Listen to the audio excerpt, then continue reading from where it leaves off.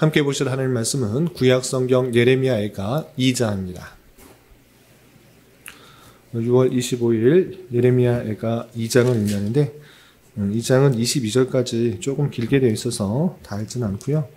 1절부터 17절까지 말씀을 함께 봉독하겠습니다. 구약성경 예레미야애가 2장 1절부터 17절까지 말씀, 구약성경 1144면 전후를 보시면 되겠습니다. 1절부터 함께 봉독합니다. 슬프다. 주께서 어찌 그리 진노하사 딸 시온을 구름으로 덮으셨는가. 이스라엘의 아름다움을 하늘에서 땅에 던지셨으며 그의 진노의 날에 그의 발판을 기억하지 아니하셨도다. 주께서 야곱의 모든 거처들을 삼키시고 긍휼히 여기지 아니하셨으며 노하사 딸 유다의 견고한 성체들을 허물어 땅에 엎으시고 나라와 그 지도자들을 욕되게 하셨도다. 맹렬한 진노로 이스라엘의 모든 뿔을 자르셨으며 원수 앞에서 그의 오른손을 뒤로 거두어 들이시고 맹렬한 불이 사방으로 불사름같이 야곱을 불사르셨도다. 원수같이 그의 활을 당기고 대적처럼 그의 오른손을 들고 서서 눈에 드는 아름다운 모든 사람을 죽이셨으며 딸 시온의 장막에 그의 돌을 불처럼 쏟으셨도다. 주께서 원수같이 되어 이스라엘을 삼키셨으며 그 모든 궁궐들을 삼키셨고 견고한 성들을 무너뜨리사 딸 유다의 근심과 애통을 더하셨도다. 주께서 그의 초막을 동산처럼 헐어버리시며 그의 절기를 폐하셨도다. 여호와께서 시온에서 절기와 안식일을 잊어버리게 하시며 그가 진노하사 왕과 제사장을 멸시하셨도다.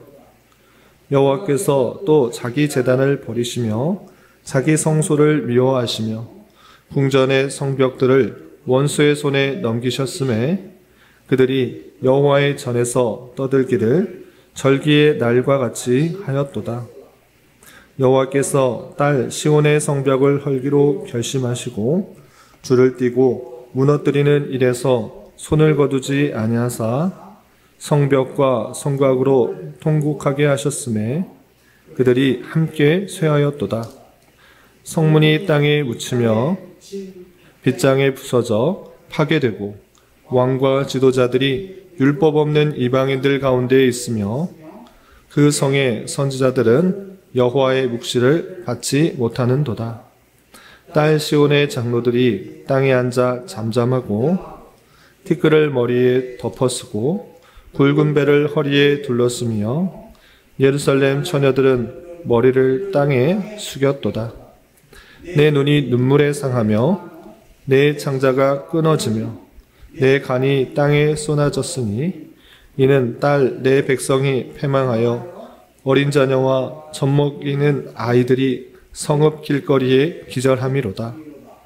그들이 성읍 길거리에 상한 자처럼 기절하여 그의 어머니들의 품에서 혼이 떠날 때에 어머니들에게 이르기를 곡식과 포도주가 어디 있느냐 하도다. 딸 예루살렘이여 내가 무엇으로 내게 증거하며 무엇으로 내게 비유할까? 처녀딸 시온이여 내가 무엇으로 내게 비교하며 너를 위로할까? 너의 파괴됨이 바다같이 크니 누가 너를 고쳐줄 소냐?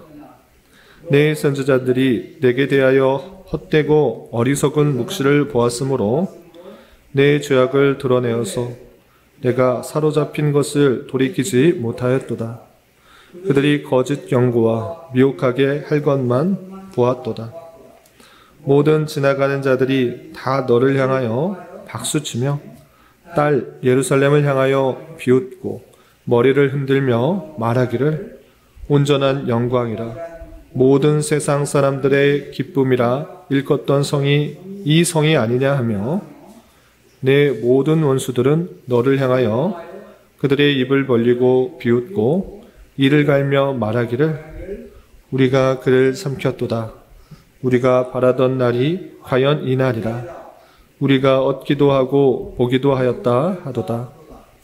여호와께서 이미 정하신 일을 행하시고 옛날에 명령하신 말씀을 다 이루셨으며 긍휼히 여기지 아니하시고 무너뜨리사 원수가 너로 말미암아 즐거워하게 하며 내 대적자들의 뿔로 높이 들리게 하셨도다. 아멘. 감사합니다. 오늘 함께 살펴볼 하나님 말씀은 예레미야 2가입니다. 예레미야 애가 서는 예레미야 선지자가 유다의 죄악으로 말미암아 하나님의 심판을 받아 예루살렘과 그 성전이 완전히 무너지고 그 애통과 비탄함을 시로서 표현한 성격이다라고 할 수 있겠습니다. 눈에 보기에는 그냥 비탄과 애통이 가득 담겨 있는 그런 시 같아 보이지만 히브리어 원문을 보면 1장부터 4장까지 모든 절이 히브리어 알파벳 순으로 정렬되어서 그 순서에 따라 22절씩 이렇게 끊어져서 고백하고 있는 상당히 절제되어 있는 그런 애통의 시다, 이렇게 생각할 수 있습니다. 특별히 우리가 어제 살펴봤던 예레미야애가 1장에서는 성전이 무너지고 또 예루살렘 성이 완전히 폐허가 된 그 모습을 보면서 애통해하며 안타까워하는 그 슬픔이 가득 담겨 있는 내용이 1장에 있다고 하면 2장에도 마찬가지로 애통과 비통이 남아있지만 특별히 그 심판의 원인과 주체가 누구인지 그리고 어떤 것을 해야 되는지 내용들이 곳곳에 담겨 있어 강조되고 있는 것이 2장이다 할 수 있겠습니다. 그러면 내용을 좀 살펴보면서 교훈과 도전받아야 할 것이 무엇인지 생각해 보도록 하겠습니다. 우선 예레미야 애가 2장은 1절부터 22절까지 말씀드린 것처럼 히브리어 알파벳인 알파벳 숫자인 22개의 그런 절로 되어 있고 그 내용도 1장에서와 마찬가지로 예루살렘 성과 성전이 파괴된 것을 안타까워하며 또 애통해하는 내용들이 담겨 있는데 그런 파괴의 모습들이 곳곳에 나와 있는 것입니다. 어떤 표현들이 있는가 보시면 9절에 이런 표현이 있습니다. 곳곳에 있지만 다 살펴보지 않고 몇몇 구절만 살펴보겠습니다. 9절 보시면 성문이 땅에 묻히며 빗장이 부서져 파괴되고 왕과 지도자들이 율법 없는 이방인들 가운데 있으며 그 성의 선지자들은 여호와의 묵시를 받지 못하는도다 라고 하면서 성문이 묻히고 또 빗장이 부서져 파괴된 그 모습들, 선지자와 그 사람들이 하나님의 말씀을 받지 못하고 애통하는 모습들이 들어있는 것입니다. 또한 11절 12절에는 이런 표현도 있습니다. 11절 12절 보시면 11절 중간절 보시면 어린 자녀와 젖먹이는 아이들이 성읍 길거리에서 기절함이로다 라고 되어 있고 어린 자녀들이 기절하여서 이곳저곳에 흩어져 있는 모습이 나와 있고 또 12절에서는 이런 표현이 있습니다. 그들이 성읍 길거리에서 상한 자처럼 기절하여 그의 어머니들 품에서 혼이 떠날 때 어머니들에게 이르기를 곡식과 포도주가 어디 있느냐 하도다 라고 하면서 먹을 것이 없어 굶어 죽어가는 그 자녀가 어머니 품에서 죽어가는 그 모습들, 아무것도 먹을 것 없어 죽어가는 그 모습들이 또 나타나고 있는 것입니다. 또한 이런 심판의 그 모습 속에서 대적자들이 비웃고 조롱하는 모습들이 15절과 16절에 이렇게 나와 있습니다. 15절, 16절 보시면 모든 지나가는 자들이 다 너를 향하여 박수치며 딸 예루살렘을 향하여 비웃고 머리를 흔들며 말하기를 온전한 영광이라 모든 세상 사람들의 기쁨이라 일컫던 성이 이 성이 아니냐 하며 내 모든 원수들은 너를 향하여 그들의 입을 벌리고 비웃고 이를 갈며 말하기를 우리가 그를 삼켰도다. 우리가 바라던 날이 과연 이 날이라. 우리가 얻기도 하고 보기도 하였다 하도다 라고 하고 있습니다. 예루살렘 성과 성전이 완전히 무너져서 많은 사람들이 죽고 또 비통해하고 굶어 죽고 또 아름답다라고 했던 그 성이 주변 사람들로부터 비웃고 조롱거리가 돼버린 참으로 참혹한 그 모습을 볼 수가 있는 것입니다. 그런데 특별히 2장에서는 성이 무너진 것에서 그냥 비통해하고 애통해하는 데서 그치는 것이 아니라 그 모든 심판의 원인이 또 주체가 누구인지를 분명히 밝혀주고 있는 것입니다. 그것은 그냥 바벨론의 나라의 힘이 셌기 때문에 힘이 약한 나라가 멸망하였다, 이 정도로 말하는 것이 아니라 예레미야 선지자의 눈에는 이 모든 것들이 유다 백성들의 죄악으로 말미암은 하나님의 심판이다라고 선언하고 있는 것입니다.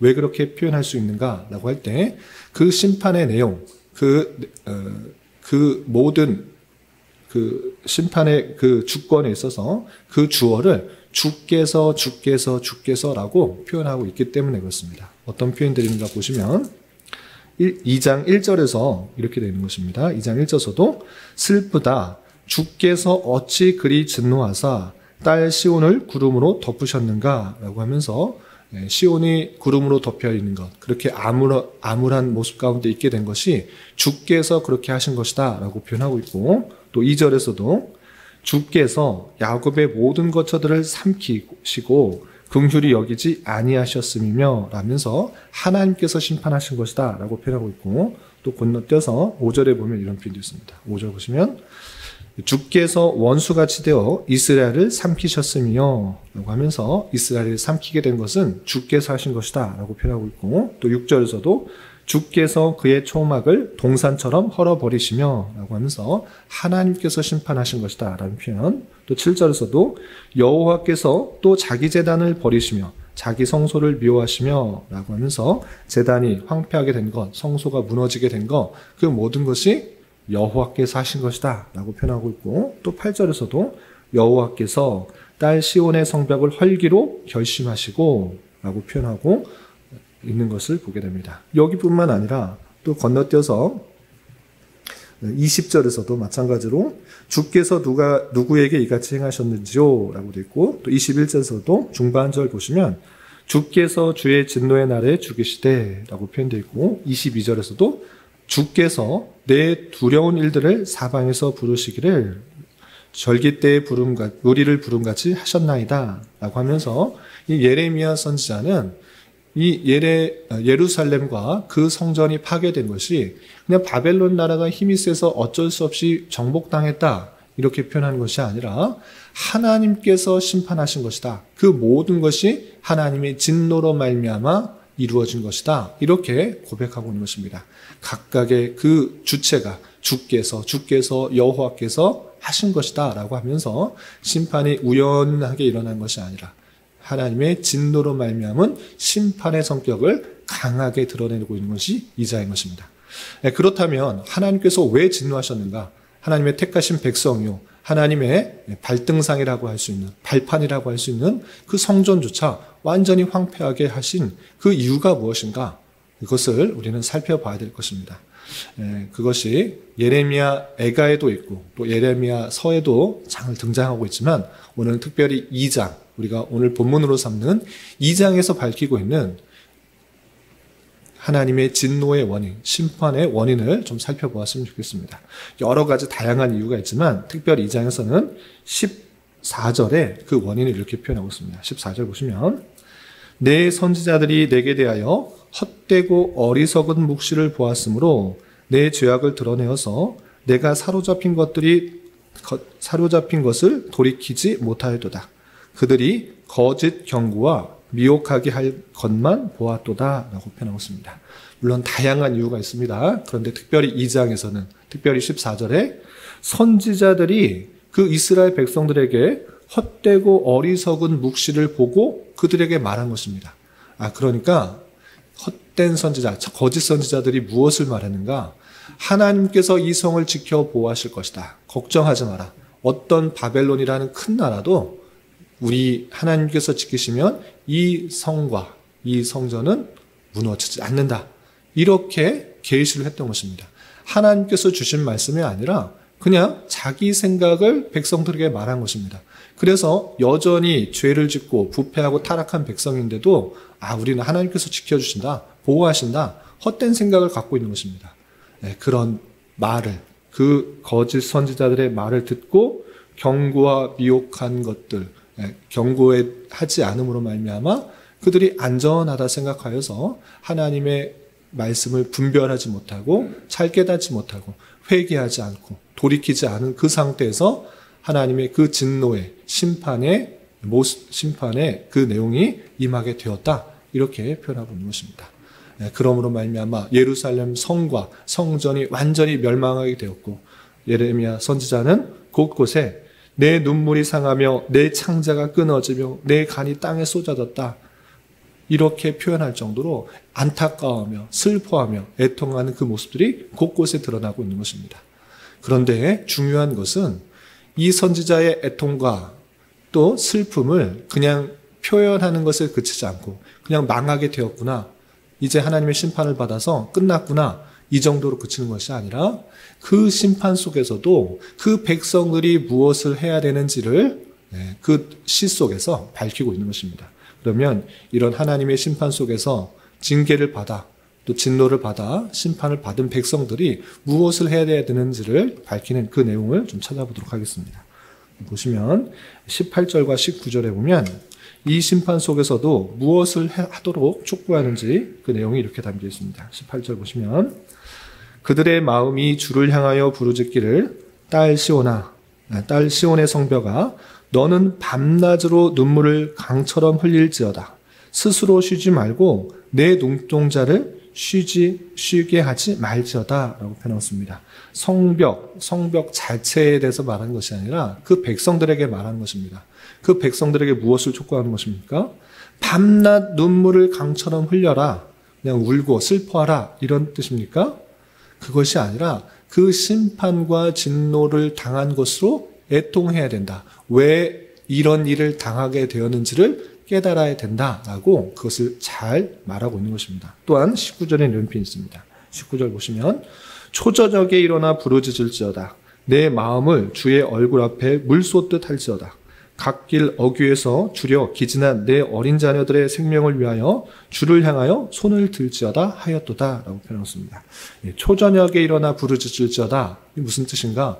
초저녁에만 일어나서 부르짖으라 이런 말이 아니라 이제 저녁이 되었다고 이제 편안히 눕자. 이 고통과 슬픔 잊어버리기 위해서 편안히 누우려고 자지 말고 초저녁에 다시 일어나서 밤새도록 부르짖어라. 하나님께 기도해라. 간구해라. 왜 이런 일이 생겼는지 생각해 보면서 그 마음을 주의 얼굴 앞에 물 쏟듯이 가장 부르짖고 나아가고 하나님께 매달려라. 이렇게 촉구하고 있는 것입니다. 그러니까 하나님의 심판을 받았다고 해서 난 끝났나 보다. 이런 식의 생각을 하는 것이 아니라 그런 심판과 같은 진노의 하나님의 손길을 경험했을지라도 성도는 이것이 나의 죄악으로 말미암은 하나님의 진노요 심판인 줄 알아. 다시 하나님 앞에 무릎 꿇고 또 하나님 앞에 간구하고 그냥 자는 것이 아니라 그 잠을 깨어가면서 하나님 앞에 매달리고 하나님께 나아가고 간절히 부르짖고 눈물로써 하나님께 나아가라. 모든 것을 토하러 하나님께 전적으로 맡겨라. 그런 자가 되어야 된다라고 예레미야는 촉구하고 있는 것입니다. 이런 말씀이 예레미야 2장에 담겨 있는데 이런 것을 통해서 교훈받을 수 있는 것들을 다음과 같이 정리하도록 하겠습니다. 첫 번째, 2장에서 모든 심판의 그 주체를 주께서 여호와께서 하셨다라고 밝히는 그 모습을 우리는 눈여겨봐야 될 것입니다. 그런 줄 알아. 하나님께서는 그냥 복된 일만 하시고 나머지는 가만히 뒷짐지고 계시는 것이 아니라 하나님께서는 이 세상 모든 만물을 하나님의 주권 가운데 운행하신다라는 사실을 잊지 말아야 될 것입니다. 그리고 오늘 말씀처럼 그 심판과 진노의 성격조차 그 상황조차 하나님께서 역사하시고 계신다라는 사실을 잊지 말아야 될 것입니다.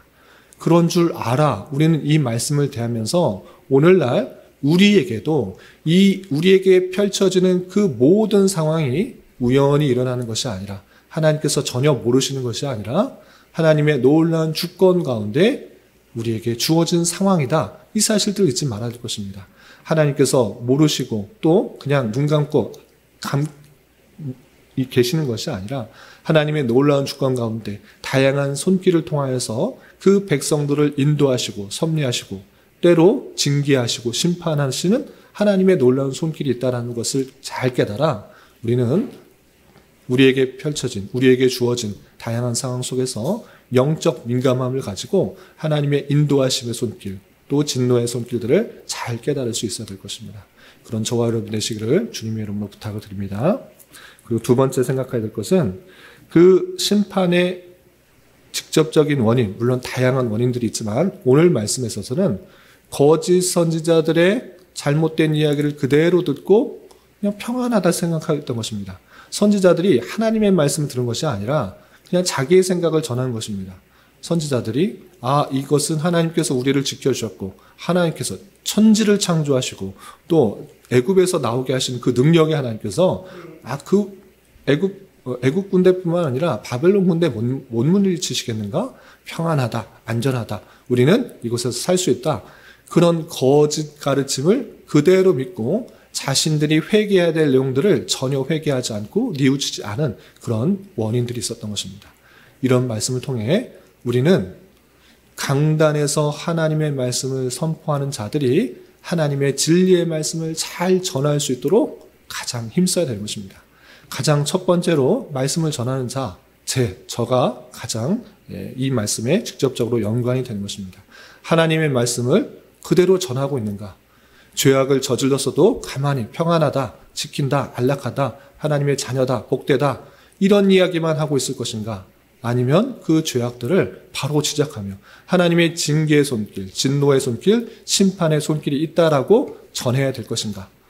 그런 진리의 말씀을 잘 전할 수 있는 자가 될 수 있도록 기도해야 되는 것입니다. 제가 제일 노력해야 될 것이고 또 여러분들이 그런 말씀을 잘 선포할 수 있도록 말씀 선포자들을 위해서 기도와 또 함께 동역해 주어야 되는 것입니다. 그런데 중요한 것은 무엇이냐? 그런 그 모든 잘못이 선지자에게 있는가? 선지자가 잘못 전했으니까 그 잘못된 말을 그냥 믿은 그 백성들은 잘못이 없는가? 그렇지 않다라는 것입니다. 거짓 선지자가 잘못 전했을지라도 그 백성들이 그것을 분별하지 못했기 때문에 그대로 따라했기 때문에 하나님께서는 그 죄악들을 백성들에게 똑같이 돌리고 있는 것입니다. 그런 줄 알아. 하나님의 말씀이 선포될 때 그 말씀이 참인지 거짓인지를 구별할 수 있는 그 몫은 그 말씀을 듣는 성도들에게도 동일하게 주어진다라는 사실을 잊지 말아야 할 것입니다. 그렇기 때문에 하나님의 말씀을 듣는 성도로서는 그 선포되는 말씀이 참인지 거짓인지 구분하지 못하면 그 책임은 자신에게 돌아간다는 사실을 절대 잊지 말아야 될 것입니다. 그런 줄 알아? 그냥 자신의 귀를, 자신의 생각을 그냥 설교자에게 맡기는 것이 아니라 그 설교자의 말씀이 참인지 거짓인지를 구별할 수 있는 능력을 길러야 되는 것입니다. 설교자가 바뀌고 또 다른 교회 가서 다른 말씀을 들으면 또 그대로 따라하고 또 다른 말씀을 들으면 그대로 따라하는 것이 아니라 수많은 매체, 수많은 단상, 수많은 마이크에서 선포되는 그 말씀들을 분별할 수 있는 힘을 길러야 될 것입니다. 이 세상에 다양한 이단도 많고 미혹하는 영도 많고 그 많은 말씀들 가운데 이단들과 미혹하는 것과 거짓들이 난무하는데 그냥 이렇게 되는 것도 맞고 이렇게 되는 것도 맞고 이것도 많은가 보다. 오늘 이 교회에 속했으니까 이렇게 판단하고 또 이 설교 들으면 이게 맞는가 보다. 이렇게 생각하는 것이 아니라 어떤 말씀이 참 말씀인지를 구분할 수 있는 능력을 바로 기도해야 되는 것입니다. 어떤 한 부분만이 아니라 성경 전체에서 말씀하고 있는 것이 무엇인지 그리고 역사적 전통 가운데 진리의 말씀으로 고백된 것들이 무엇인지를 부지런히 읽혀서 하나님의 말씀이 온전히 분별될 수 있도록 하는 힘을 기를 수 있는 저와 여러분 되시기를 주님의 이름으로 부탁드립니다. 그리고 마지막 한 가지, 심판과 같은 선언, 심판과 같은 상황 속에서 그냥 심판 받았으니까 어쩔 수 없나 보다 그냥 그렇게 포로로 살아라. 이것이 아니라 예레미야 선지자는 그 백성들에게 촉구하는 것이 있습니다. 심판 받았으니까 이제 끝난 것이 아니라 이제 다시 한번 이 심판 속에서도 하나님께 부르짖어라. 눈물로써 고백하고 나아가라. 하나님의 얼굴 보도록 노력해라. 초저녁에 자지 말고 일어나 깨어서 하나님께 나아가라. 그것이 하나님께서 원하시는 것이다라는 것들을 분명히 밝히고 있는 것입니다. 그런 줄 알아. 우리 또한 어렵고 힘든 현실, 낙담과 좌절되는 현실, 그 현실 속에서 어쩔 수 없다. 이렇게 된 것 끝이다. 이런 생각하는 것이 아니라 하나님께서 택하신 백성들을 진노하시고 훈련하시고 사랑하시기 때문에 그런 징계의 손길을 주신 줄 알아.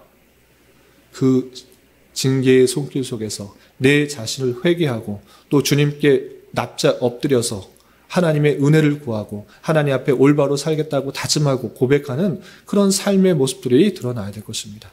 그런 하나님의 손길에 민감하게 반응하여서 내 자신을 더욱더 하나님의 뜻에 맞추고 더욱더 주님만을 의지할 수 있는 저와 여러분이 되시기를 주님의 이름으로 부탁을 드립니다. 기도하겠습니다. 하나님 아버지 감사합니다. 오늘 말씀을 통하여 예루살렘의 멸망을 보며 애통해하는 예레미야 애가의 말씀을 살펴보았습니다. 이런 말씀을 대하는 자로서 이 세상의 모든 만물을 주장하여 주셔서 주님의 선하신 뜻을 이루시는 주님의 절대 주권을 온전히 믿고 깨닫게 하여 주시고 하나님의 징계의 손길과 인도하심의 손길들에 대하여 더욱더 민감하게 반응하여 그러한 손길들이 있을 때 자복하여 더욱더 주님 앞에 회개하기에 힘쓰는 자 되게 하여 주시며 특별히 우리에게 주어주신 하나님의 말씀에 대하여 참과 거짓을 온전히 분별할 수 있도록 잘 배우고 익히게 하여 주옵시고 아는 것에 그치지 않고 그 진리의 말씀에 온전히 순종할 수 있는 자 되게 하여 주시옵소서. 주님, 6월은 선교의 달로 보내고 있습니다. 교회에 주신 복음 전파의 사명을 말과 행동으로 온전히 잘 전하는 자 되게 하여 주시고 특별히 해외 여러 나라에서 빛도 없이 이름도 없이 복음 전파의 사명을 감당하는 수많은 선교사들을 위해 더욱더 관심 가지고 기도하며 물질로도 후원할 수 있는 교회 되도록 은혜를 베풀어 주시옵소서. 주님, 주님께서 교회가 이곳에 세워지도록 인도하여 주셨사오니 이곳에서 진리의 말씀이 온전히 선포되게 하여 주시고 모인 성도들이 선포된 말씀으로 힘을 얻고 위로를 얻어 주어진 자리에서 빛과 소금의 역할들을 잘 감당하여 하나님께서 찾으시며 하나님께서 기뻐하시는 교회로 계속해서 성장할 수 있도록 역사하여 주시옵소서.